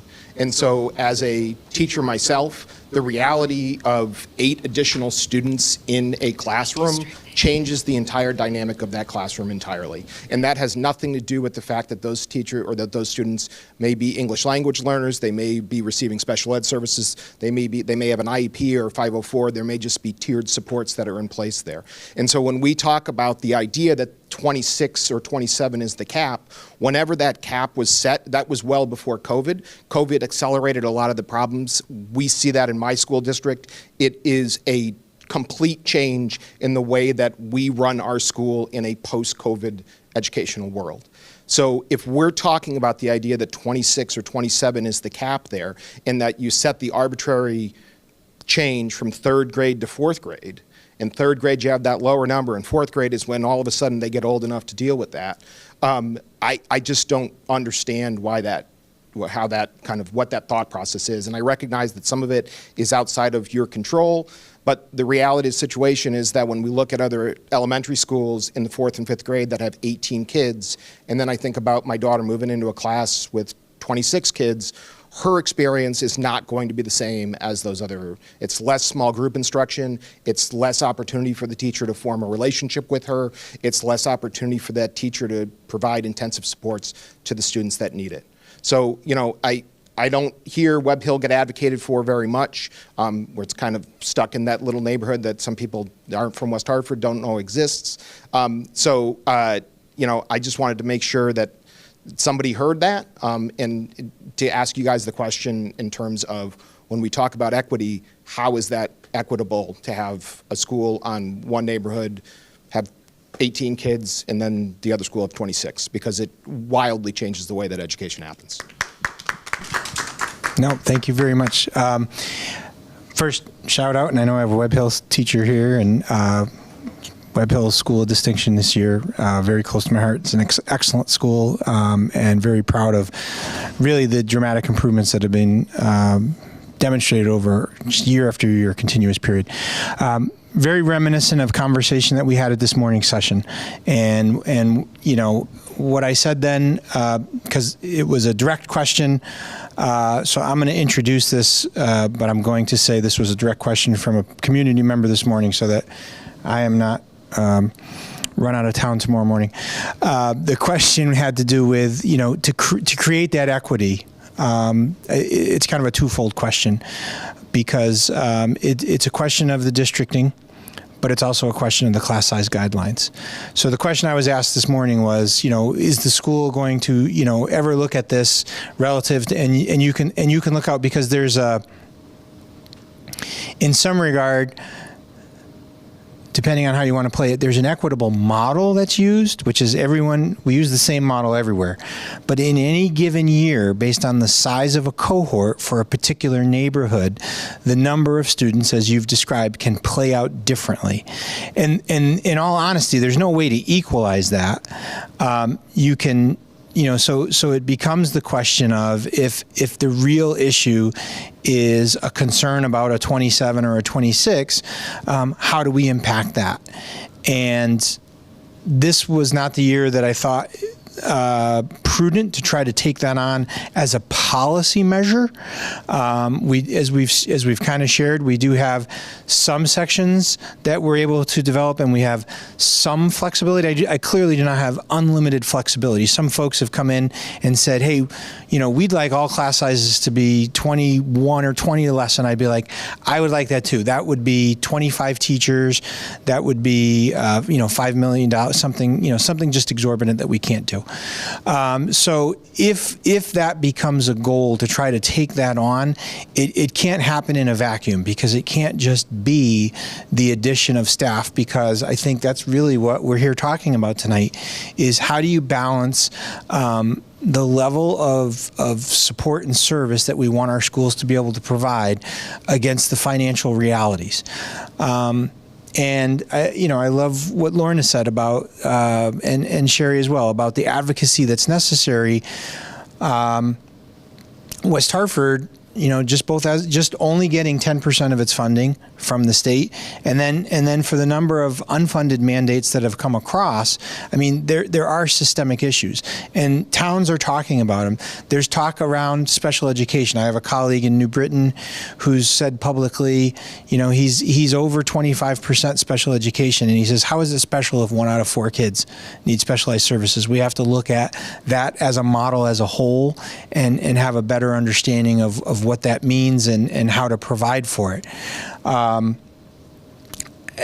So you ask a really good and a really tough question, and I don't know that I'm thoroughly prepared beyond to say that, you know, it's something that we'll need to think about in conjunction with other things. What I said this morning about redistricting, like there's no way we're not able to redistrict the whole town to get kids equal. You know, we have neighborhood schools. We want neighborhood schools. They're just a fabric of the community. But we have looked at things, and we've done it in the past, where we look at that and talk about spot redistricting. I feel like Webb Hill was a spot redistricting neighborhood, and I don't remember what direction it went in. And okay, so it was exodus from, in order to alleviate some burden. You know, these, and then Duffy's going to, you know, they'll be I don't know if we have any Duffy families in here, they'll be the first ones to tell you, because they're a larger community, they are often, you know, they don't have that same benefit all the time of bridging up to that size cohort. They can't get to that size cohort to create the small break, but they've got, a larger number of students in their sections by and large, because it's a very dense community with school-age children. So it's a tough issue, but I think it's one that bears conversation. Sure. I saw a hand in the back and then up here. So, Gigi. Hey, Gigi. Hi there. Thanks for having us. Something just came to my mind as you were talking about what we can do, and how Lorna talked about how the state has not been sort of fully funding our schools. I just want to put a plug out there for the School and State Finance Project.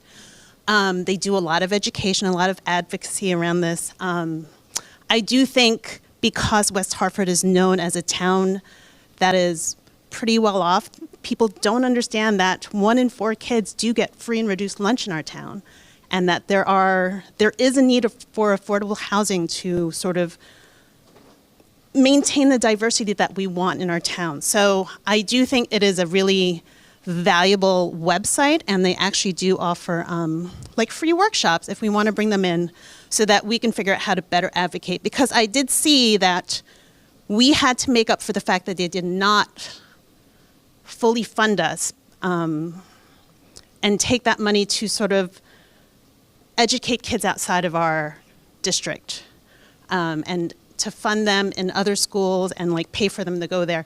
So I was just wondering, as we are, one of the things that families do advocate for is for their children's educational needs, which sometimes are out of district, if you have considered flexibly thinking about what you can do to bring either teachers in or some sort of services within the town that would meet that need.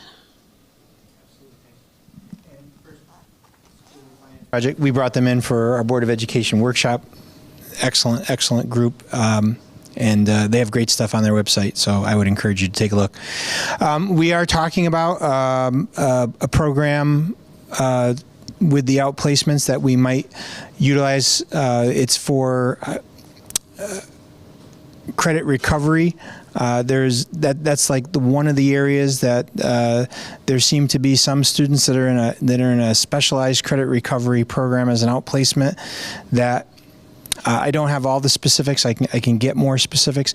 That's something that we feel like, as we've looked at what some services are, and it's we don't place kids out for credit recovery specifically. I think it's a service that exists within some of these where we figure we know that we can do that internally. Maybe that can help to draw some of our kids back. We have a department supervisor within pupil services. They're dedicated to all of our outplaced students. There are roughly 135 outplaced students right now, and we're projecting 140 for next year. Their job is to not only check on students whenever possible, if it's something in-state or not too far out of state, but also try to educate the parents and try to check their progress and pull them back. We will get some outplacements that sometimes there are outplacements where a family moves into the district.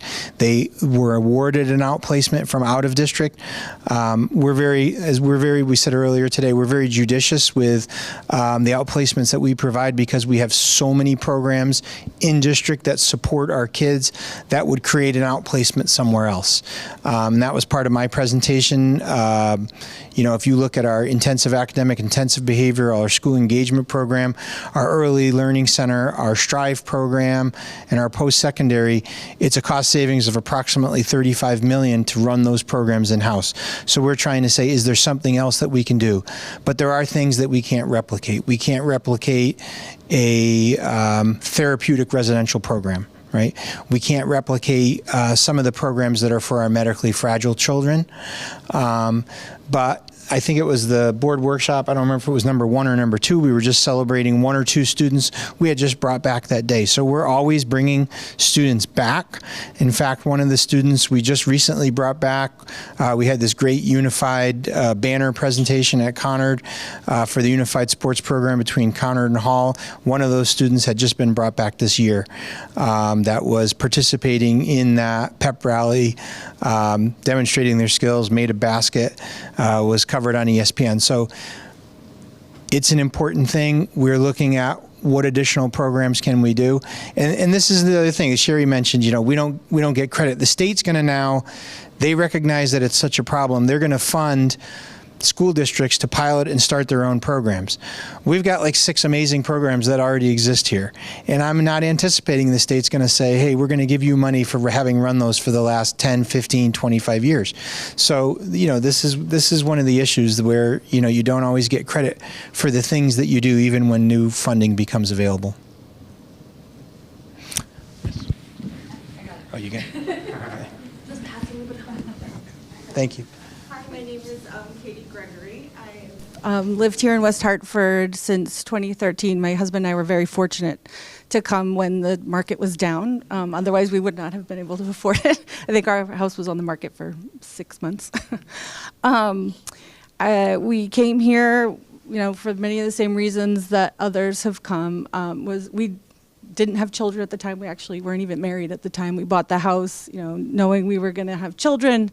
And that we wanted to send them to West Hartford schools. We've been very fortunate. Everything in the town that you've mentioned has been wonderful so far. I've been to so many toddler times in this very room that I'm so thankful for. My son had a febrile seizure at Whole Foods, and the EMS was there in 2 minutes. I couldn't be more thankful for that. I can call the Public Works for a pothole outside my driveway that's on Webster Hill Boulevard, and it'll be filled within a week. So for those things, I'm very thankful. Like so many of us here tonight, I have noticed a decline with the education recently, which is sad to say. My son is in 4th grade now, and he has in a class of 25.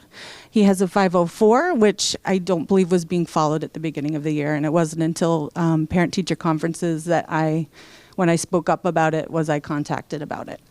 I am also a teacher, so I know the importance of small class sizes and how it can vary from group to group. I'm a middle school teacher, so I have one class that's 25 that is sunshine, and I have a class of 17 that is very difficult. So it honestly just depends on the children in the room. I know also that small group instruction is incredibly important for leveling test scores. And I know how difficult it can be when you're trying to work with a group of 5 and you've got 20 other kids that you're thinking about at the same time. So I feel for the teachers in the classroom. We are a Webster Hill family, so I kind of want to get back to Kevin's question about equity and how in this town we can have classrooms of 16 and then also 27. I know that Webster Hill gets Title I funding, and my understanding is that Title I funding is supposed to create or alleviate those questions of equity. So I'm wondering, where is that money going? Are we expecting to continue to get it? And yeah, that's my question.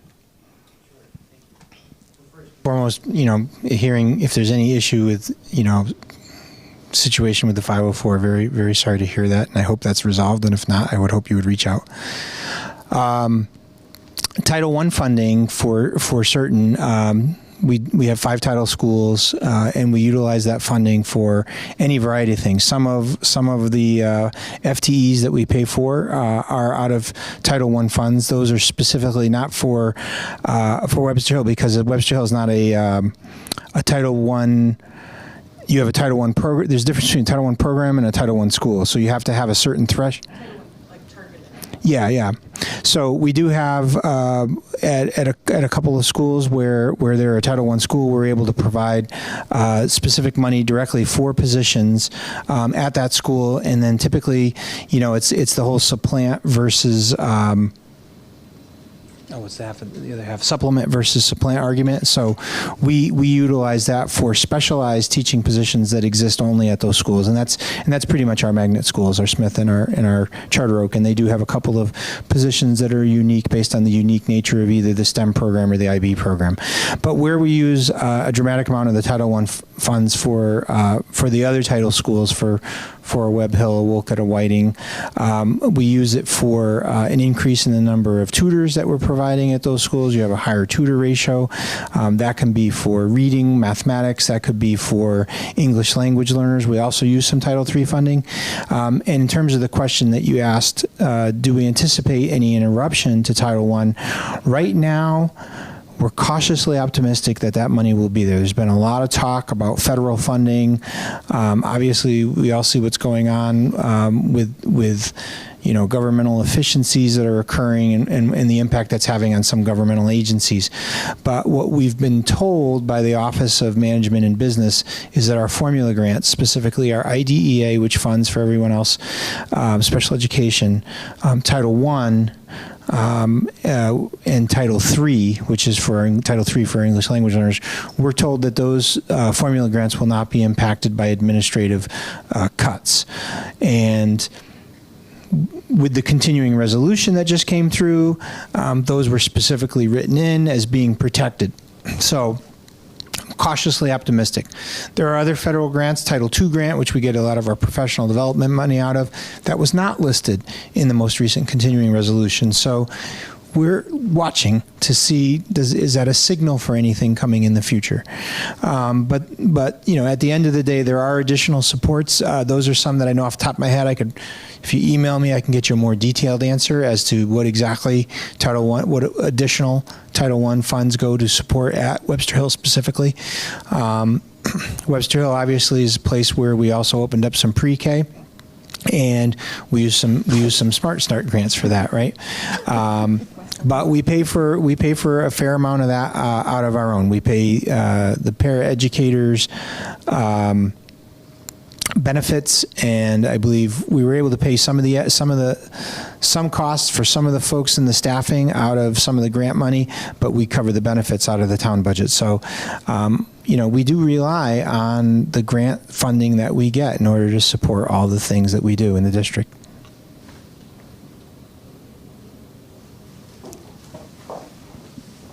Thank you. All right, we are at 8 o'clock, and I do see our library director in the back. Laura, say hi to everybody. I'm sure. I know UConn Start tips off in about an hour. So, yeah, go Huskies. So I don't know if anybody has a last question, but we should probably wind up at any. Yes, or comment. I get it for you. There you go.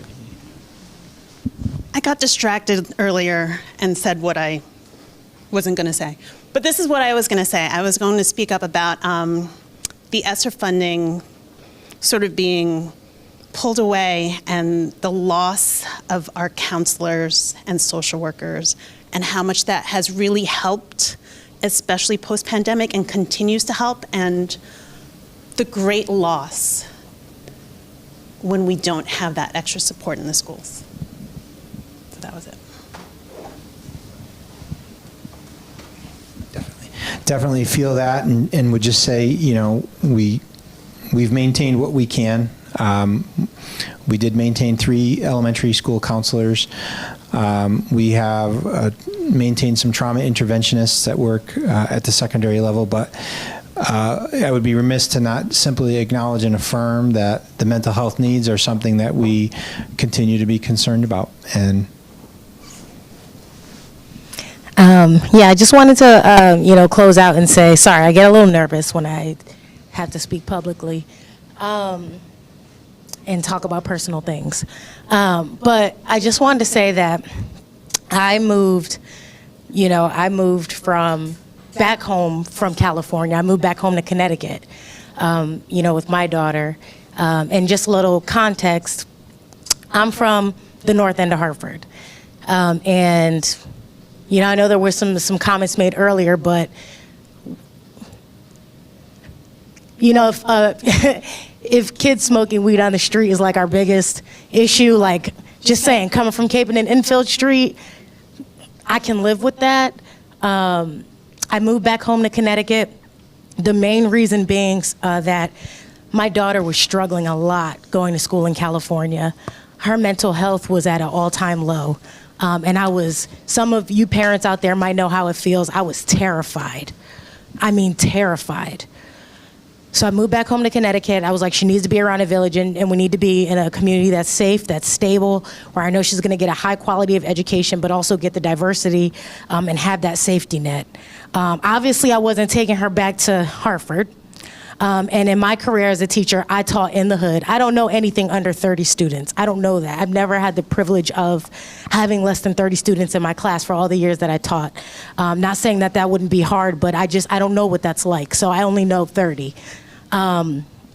And so coming home to, and moving to West Hartford, I couldn't afford to buy a house when I moved here. We rent, and that's fine. I feel like I'm willing to rent a house and not own a house right now if the trade-off is my daughter getting a high-quality education and breaking, you know, those generational barriers in our family around having access to high-quality education. We got here, and it was just a huge turnaround. I mean, it makes me emotional to think about. Here was a kid who I literally was fearing for her life. And within just a few months, coming to school here, it was just totally different. She was so happy. She was sleeping well, she was eating well. She had really connected and with friends, with people she really feels sees her. The way the schools wrap their arms around her, the support, even the connection to not counseling in school, but how to get counseling out of school. All of those extra resources were provided. And I mean, one of the reasons that I ran for Board of Ed was because I started to advocate as a parent. I was excited about all the opportunities she was getting, and I wanted more. And I was encouraged as a parent. You know, some towns they want to kind of shut parents down, but in here I was encouraged as a parent who was advocating for her child to get involved, to be engaged in the process, to come serve on the Board of Education, right? And I thought, wow, that's really beautiful and really profound. My daughter has excelled here. She's in high school now. She's an honor student. She's involved in so many different activities. She literally got discharged last year from therapy and is really living a liberated life. She's at the center every weekend with all of her friends. She's studying. I mean, good kids that I trust, whose parents I trust. She's having all kinds of cultural diversity experiences. She's been to bar mitzvahs, bar mitzvahs. She's in a kinsey. She's in someone's kinsey right now. Got me driving her to practice every weekend. She's in School of Rock. She's in choir. She's taking language classes. My daughter went from a kid who was literally, I'm serious, like had a dark cloud over her head, to being like, I'm gonna be a scientist, and like having these amazing relationships with her teachers. So I just wanna say that, you know, the taxes that are being paid to support education in this town, you know, and we think about equity and for people who may not be able to have certain things, like I can't afford a house. I don't have that. We definitely couldn't go to Simsbury. But, you know, I just want to say that there is a trade-off that my family and kids like my kid can come to this district and have access to a high-quality education. Right? And like that is because of people paying their taxes and because of what's going into creating that high quality experience for her and a high quality living for me. Seriously. And so I just, you know I'm a board member and whatever, maybe this isn't professional, but I'm also a mom and a human in this town. And I wanted to share my experience because even as, you know, folks are sharing and coming out, we might not see a lot of those diverse families showing up because they might not be able to come here at 6 o'clock at night or get out of work early in the morning to come. And so while I have an opportunity, because it's part of my duty to be here, I want to also share from that perspective as well. So thank you. Absolutely. All right. Anything else? That was good. thank you for sharing. Thank you all for being here, for sharing, for input. If you think of anything, any suggestions or anything, our emails are all available for you. And again, I want to thank my colleagues who really lead with their heads in their heart, and it's such an honor to have such a great community, wonderful elected leaders, incredibly professional staff. We're a very lucky community. Challenges, sure, but very lucky. So, all right. Drive safely and go Huskies.